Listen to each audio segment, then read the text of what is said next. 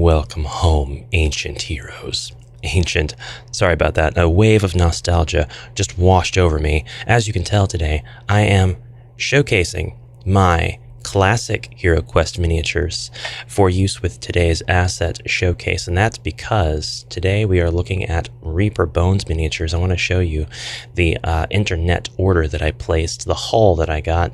Because I lack access to a proper Reaper Bones outlet, I decided to just splurge and do a lot of shopping. Now, I got all of these not from the Reaper Bones Miniatures website, but from an eBay seller, and they offered a little bit of a discount because all of their miniatures were priced just a little bit less than the actual store, and I was able to get free shipping, so I'll link that down below. But I'm going to show you my Reaper Bones miniatures. I have a bunch of them across different lines, and I've got my tools today to help me showcase. I've got my Zorkun, whatever these are, shears, so that nobody sees me tearing miniatures off their sprues like some sort of barbarian. I've got my Dollar Tree knife, which hopefully won't be needed and is not a precision tool. I've got my super glue gel. This stuff has worked miracles for me in the past. The reason I'm showing my old HeroQuest stuff, my vintage HeroQuest stuff, is because I think that Reaper Bones does very good at meshing with classic 28mm heroic, and that's because Reaper is advertised to be 25mm heroic. So if we need to, we'll also be looking at some of these with some of my lenses that I sometimes employ, actually almost never. This would be a great excuse to sometimes pull out a lens and see how much detail we can really look at with these miniatures. But enough chit chat. The first thing I wanted to do was show you my Minotaur. It's an ongoing war in the comments. This guy looks really cool. I like this one way better than my other Reaper Minotaur, and it's because he just has such a dynamic pose. He has much more cartoonish proportions. He is thicker in many areas. He is more battly in other areas. The base is a lot more sturdy. His pose is a lot more sturdy. I like the stuff he's made of too. Plus, the other one feels kind of weird now that I've painted him. The Minotaur is going to make for a great boss in my games. He needs no preparation either. He needs no mold lines removed, nothing to clip off or a sprue. He came fully assembled. He did not come in a box. He was just packaged loose. That might be a pro or a con depending on what you're going to be doing with your Reaper miniature order. Attack of the fisheye lens. This seems to not improve in any discernible way. The only con that I have with this guy is that he's pretty well balanced, but if you barely tip him forward, he's going to fall. I think some hot water, and then we'll probably reposition him to be standing just a little bit more upright, and that'll be fine. Like this guy so much. 10 out of 10. I got no notes, no complaints. I guess 9 out of 10 if I got to reposition him. But, it's going to be easy to do. Reaper Bones is such a nice, flexible material. Continuing on, also packaged loosely, was this Dwarven Brewmaster. I wanted NPCs to work with in my Project F. And the NPCs are really just for flavor. They're to mark provide a way to have a lot of different roles filled by just one miniature, better said, just like the Chaos or Dread Sorcerers from HeroQuest. But I couldn't shy away from this guy. He looks so cool, and I'm not glamorizing. The act of standing near a kegerator with your frothy ale mug and drinking from it, but I'm definitely glamorizing fantasy dwarves drinking Dwarven ale. Look at this detail on this mug. He's even got the little lid on there flipped up. You know what? I actually think that the fisheye lens did a better job of letting me zoom in.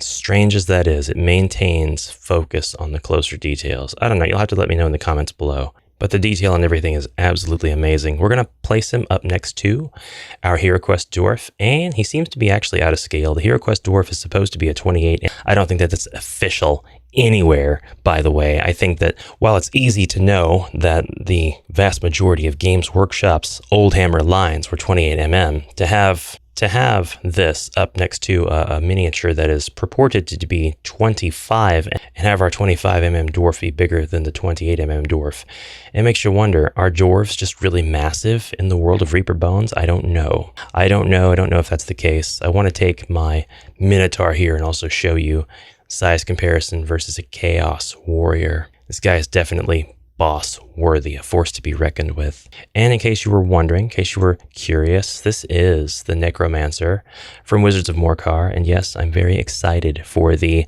surely reveal at Gen Con, if not leaked before then. All right, next up we have Pyro Goblins. These little pyros are so cute. The Pathfinder Goblins, but they look charming at the same time. I don't think Pathfinder Goblins are very charming. I don't know, there's just a cuteness about these little guys that I really appreciate. And I didn't want to utilize any of the goblins that I have from my other games for my Project F endeavors. All of my little miniatures that I have in my box are packaged separately with my homemade game components. There are 4 sculpts on the sprue, and the sprue is sold as one set. So you get 4 of these little pyros. And you get to kind of determine if you'd like for them to have different stats or different abilities or anything like that. They're holding up torches. They're getting ready to set things on fire. They are 4 different sculpts. So you're getting a lot of bang for your buck here. They're cheap too. Usually you can get groups of enemies like this. The kobolds come to mind. Depending on what the monster is, it might be pretty affordable. It might not be. A group of skeletons, for example, is kind of pricey in my opinion. But these goblins were a really good price. But the kobolds were also a really good price. So I'm not really sure what the difference is, unless it's the difference in materials across the different lines that Reaper Bones produces. And if you don't know what I'm talking about, well, we're about to get to that. I'm going to show you Dark Heaven Legends from Reaper. These are not bones, this is metal. Obviously, your metal is going to be different than your plastic, but I'll show you examples of where they actually have different plastics. I got the Altar of Evil with Victim. I thought it looked really cool, and this isn't something I'm probably going to be able to show very closely on camera. Yeah, I can. It'll be fine. She's clothed. The Altar of Evil, it's actually open on one side, so it's supposed to be displayed like this for your diorama. And then we've got the lid. I was confused for just a second, but that actually is the inset that goes on the bottom side, and that looks pretty natural. These are skulls on the top. I thought they were posts. No, they're skulls. You can look at the preview image and see that as well on the website, and anything else that you're looking at that's going to have the full color version. We have 2 candle holders. There's a word for these. Floor braziers. I'm not sure, but these would be a lot of fun, and they're really cool to have because you can just place these to either side of the model. There are lines. Now I brought stuff to fix stuff with, but I can't fix these without a file, so I'll need a file. If you put them on your board right now, they'll kind of lean to one side or another. And then finally we have the Victim, who looks like this. She is clothed. I wasn't actually remembering if she was clothed or not, but she's clothed. She is in a precarious position. She's about to be sacrificed, most likely. And when you place her on the altar, she looks like this. And now we are back with a true 25mm, because this character, when standing upright next to a HeroQuest character, you can tell their proportions are going to be quite different. In fact, maybe even a little less heroic, but not totally not heroic. You can definitely see that they paid a little bit of attention to detail for the feet and for the hands. And that's our altar. So we will be very shortly doing a little run through, a little diorama view of all of these components and these monsters with my classic HeroQuest monsters once we get to the end. And you'll be able to see how compatible exactly they are once you place everything together on the board. So yes, in the meantime, I'll have these guys facing off against various other creatures that are on the board to make this make a little more sense. I do want to show you the difference in size and scale between the HeroQuest Classic Goblin and the Pyro Goblin from Reaper. Yeah, they're not really that bad at all. I actually like the look of both of them. I think that they're both unique. And then a size comparison between that Pyro Goblin and the HeroQuest Classic Orc, because the Orcs are known to bully the Goblins, toss them around when things don't go their way. My studio has been an absolute mess these last few days, and I'll be so glad to finally have stuff unboxed, up out of the way, off the floor. Well, for the most part. Next up is a miniature I really wanted, Thess Iron Faith Hotel Mini. This is a part of the Bones USA line, Dungeon Dwellers from Reaper, ages 14 and plus, I guess because there's tiny parts. And if you're less than 14, then you're going to try to eat the parts or put them up your nose or something. I don't know. But these miniatures thought looked really nice. This one has a lot of opportunity to be more detailed. Whoops. And is not, but it's detailed. It's just there's not a lot of detail, not a lot of reason for detail.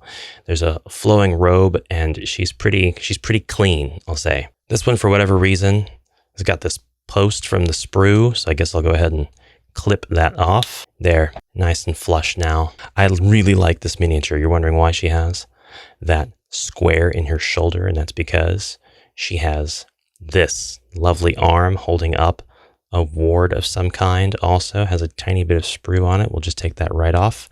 And I'm going to go ahead and gel glue this lady together. Why does it always seem to be looking at you, you were looking at me? Push fit that for a little bit. Luckily, there's like a square peg and hole set up. I really like that I can see the details on her face, her pretty, pretty face. And also when I got this, I didn't know that was hair. I thought that was a hood for some reason. I really like Cleric miniatures. I don't know why. I think it's just because I really want a Cleric presence in HeroQuest so badly. I see these different kinds of Clerics. Like this one's got a mace and a shield and this holy ward of some kind. So she's versatile. She's got a lot of stuff going on. A lot of versatility. I've got another one that's got a big sword and then like a cross. Let me know in the comments what kind of Cleric you're using for your HeroQuest homebrew. If any. Old or new, doesn't matter. Now, I got myself actually 2 sprues of the Goblin pyros because they were so affordable. And I just felt like I was getting a lot of bang for my buck. Plus, I wanted more than 4 goblins. You should have more than 4 goblins if you're going to be running any sort of RPG. The little buggers should be able to gang up on your heroes in groups of 5 or more if they want to. If you want them to. Well, it seems like it's a battle of wills between you and the goblins at that point. So whoever wins. All right, now for a non-entity, we have a bar counter with a bunch of beer barrels shoved in, some cabinets, countertop made of wood. You can see the grain, all the sides. Yeah, this is a pretty cool piece of furniture. I think will fit right in with my HeroQuest aesthetic. And you can make your own rules for exactly what this is and why. Obviously, it's got to go in the same room with the dwarf brewer. The only tragedy about this is that your NPCs are going to be standing on this side with your heroes and stuff standing on this side if they're like serving them in a tavern. But this is the side that you want to show off. So I don't know. I guess I'll be always putting this in a dungeon and it'll be like the dungeon monsters beer supply. I'm actually having trouble figuring out where to put this guy exactly. We'll do that. Okay, kind of the entire reason that I even placed an order with this seller on eBay for these Reaper bones was so I could get a pack of these Harpies. They're not sold in a pack, they're sold as individuals, but I love the Harpy sculpt. She looks great. There's lots of opportunities for all kinds of different paint jobs here. Harpies can be any sort of bird you imagine them to be. We have all kinds of like feather combinations and scale combinations that we could do. I'm just really excited for the Harpies, and I wanted 3 of them because I see these as being like a mob enemy. And I really like the details in the face and the body. I love that we can see most of the individual scales and feathers. There's just a lot of opportunity for painting here. And she's just lovely, lovely little monster. The Harpies are such that they could kind of be any size you want them to be, any scale in this fantasy world. They don't have to conform strictly to 25. It looks like they could exist easily in the same world as classic HeroQuest, but I think that these would look really good on the 32 modern HeroQuest as well. And if I'm not mistaken, I think these are the Bones Black. You know, you've got a couple of different bones, and the pictures of the Harpies are on the website. You've got one that looks kind of like this, it's more detailed, and then you've got another one that's like really white and looks like there's a big loss of detail. Well, one says metal, one says plastic. I ordered the one that used the white picture with less detail because I wanted plastic, not metal. But it turns out that there's just as much detail in the plastic. Yeah, these are plastic, not metal. Also, I really like their dynamic poses. This is a really cool pose for this monster. I realized I forgot to show Thess Iron Faith, along with a character from HeroQuest. Obviously, I'd be using her as a hero. She's so nice, and I'd probably place her up next to this wizard for a decent comparison, or up next to the elf. I think she would be replacing one of those two. I'm not going to be clipping her off of her base, though, because I'm actually going to be using her for a different game project, not for HeroQuest. There's no need to clip them off, because they're not going to be kit bashed onto bases. All right, I'm a sucker for a really cute miniature. This is a succubus model. Actually, no, this is not a succubus. What was she? Okay, her name is Verena, female demon. And while the sculpt definitely gives off that nude vibe, you could basically paint her up to not be. I really liked her horns, her hair, the detail in her face. She's got hair falling over her face. I liked her hoofs, tail, whip, wings. Just really not going to fit HeroQuest. So we'll probably just, I don't know. If you really wanted to do like a more classic sword and sorcery style game and really base it on kind of like Conan, I mean, she could be a bit of a temptress in one quest, but that's kind of if you're playing in a little bit more of that grim, dark setting. We'll put her aside for now. I've got another hero, Amriel, the Elf Ranger, and I really liked the sculpt because she's got a whip. You could also say that's like a chain whip or a flail of some kind. She's got something kind of indiscernible at her side. Looks like she's getting ready to pull out maybe a throwing weapon, or perhaps has a small dagger in hand, or it's hard to say. Somebody can let me know if they know. But she's got a sword in its sheath, and she has a longbow. I would consider that a longbow. Strung around her back with a quiver of arrows. She just has a lot of options for stuff, and I think that that's really cool. I also like her outfit quite a bit. She's got a cape, she's got this nice tunic, she's got ruffled sleeves and then bracers, and then she's got these adventurous pants with these boots. There's a lot of detail in this miniature. I really like Amriel. And the funny thing is, she doesn't match the aesthetic of the HeroQuest elf, but she does match, if not improve on, the idea of the aesthetic of the elf warriors and archers from the classic Mage of the Mirror. So this particular sculpt, this one right here, I would use for a classic version of the HeroQuest Assassin, because she does match that elf aesthetic, and she is pretty assassin looking, and she's pretty. All of that kind of makes sense to me. So, all right, we've got a couple more to unbox. This one's called Sleeping Beauty, and it's part of Reaper's Chronoscope line, which has miniatures that are set not necessarily in a classic medieval fantasy world. A lot of the Chronoscopes can be set in a much more contemporary or steampunk setting. This one, again, has decorative, like, dragon head motifs that can be set up, glued to the bed if you so desire. You can also just skip doing that. There's nothing on this miniature that suggests those have to be in there. No visible holes or anything. This is Sleeping Beauty. It is a dais upon which a lovely woman is resting, perhaps in a slumber, perhaps in a sort of comatose state, awaiting a true love's kiss, or really a cure to the deadly poison which has claimed her well-being. There are flowers resting all around this bed, with evidence of roots and branches coming up from below, giving this a very medieval and fantasy-ish vibe despite the Chronoscope branding. I don't know exactly how I would use this in HeroQuest, but I really wanted this miniature because I wanted to paint it up. I wanted to display it someplace. It's very nice looking. I would probably mechanically use it akin to the altar with Victim, except this would be more like where the heroes start and where the heroes must return with the antidote to wake her up. This could also be used as a statue that comes to life, or has some sort of mysterious effect that occurs whenever the heroes search it. Either or, it'll take up 2 spots there in the corner, and I'll have to look at the picture to remind myself how these are supposed to attach. They're so tiny. What did I say? Did I say dragon head motif? These are just more branches. These are organic material representations coming up, growing off of the branches and flowers that are already on this dais. Still, the actual assembly of this one we'll do another time. We don't have to do any of that right now with this one. We'll give her a modicum of respect, some privacy, and we'll say that her miniature takes up a 2x3 space, so she has plenty of space around her. All right, and this is kind of the other reason that I made this order. This is Adrastea Winterthorn Vampire. I've been wanting this miniature for a long time, and I was actually disappointed to find that I had selected the metal version of her. I'm actually not 100% sure if she has a non-metal version, but Adrastea is a vampire miniature that I plan on painting up to look just like Genevieve from the Warhammer novels about Genevieve by Jack Yeovil, or Kim Newman writing as Jack Yeovil. I recently picked up the omnibus of Genevieve the Vampire, and I have read through the entirety of Drachenfels, the first novel, and I love it.